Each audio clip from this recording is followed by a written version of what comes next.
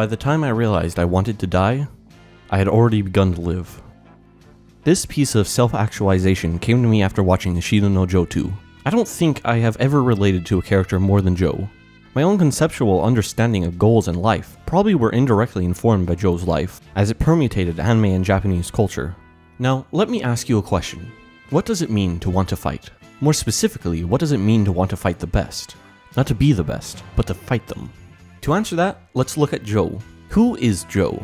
Joe simultaneously is and isn't a boxer. Joe is pushed forward at first by the conceptual idea of fighting, to fight the world, those within it, including himself. To answer the question of what it means to fight, it's the same answer as what it means to live.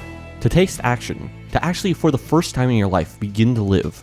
That is what fighting is. That raw, emotional explosion of ecstasy, when your hands go numb and that rush of instinctual carnage takes over. The lines between body and soul, man and beast blur until there's nothing left but an explosive moment of love and happiness that envelops you. To fight is to truly live, for to live any other way is simply to live a lie. To stay within a dream of your own division. Whenever those brief moments of happiness subside, you must go back to living that life which holds nothing. An existence like that, if you had to live through it, the only thought that could possibly ever enter one's mind would be that you are better off dead. Then, if fighting is the only thing that makes life worth living, then what does it mean to fight the best? Joe wanted to fight the strongest man in the world, a man of immeasurable power who seemed capable of no wrong. Someone so perfect there's no way you could look at him as anything other than simply the best. But yet when Joe looked at this man, the only thing that he could feel was an empty sadness.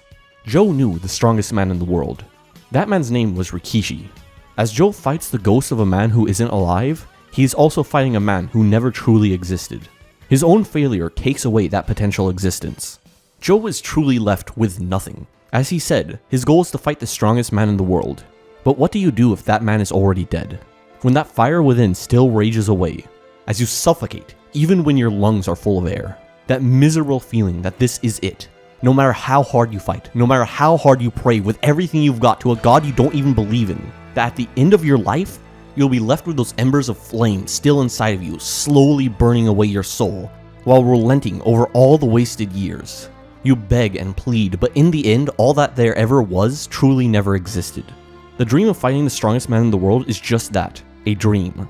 It was never real. It's a lie that you tell yourself in order to feel at ease, to convince yourself that there is something greater to life. But deep down, you know that even if you fight the strongest there is, all that you'll feel is disappointment. All you will ask is, what if? Sometimes it's better to just head out on an endless trip than it is to try to live a lie. So what does it mean to want to fight the strongest man alive? It means that you hope with every fiber of your being that you aren't the strongest, and that you have the opportunity and privilege to die at the hands of someone truly great. So you fight. Day in and day out, you go against all the odds. You surpass people, all of which that had an incredible amount of talent and prowess. You push beyond any and every point. You destroy everything precious you find, because that is all you can do. You have to keep climbing. You have to reach the top no matter how many lives you ruin along the way, because you must know. You have to have the answer. Because you're so scared of the possibility of being wrong, the thought of not knowing drives you into the point where you can finally see clearly.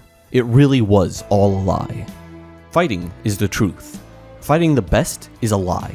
Burning is erecting a giant middle finger to the world and telling it to go fuck itself. Setting yourself ablaze is to illuminate those lies. To take the truth of existence by the shirt screaming into its face. Telling them you will go beyond truth. You will become the new truth. That no matter what, I'm not living my life halfway. Even if it is just a second, I burn bright as the sun. And after that, only white ashes remain. The first step towards redemption is through that glorious inferno. Either you will live past that fire and become a god among men, or you will burn alive and be among God. For either way, a true man will burn with everything they have. A powerful, true fire that permeates through the ages.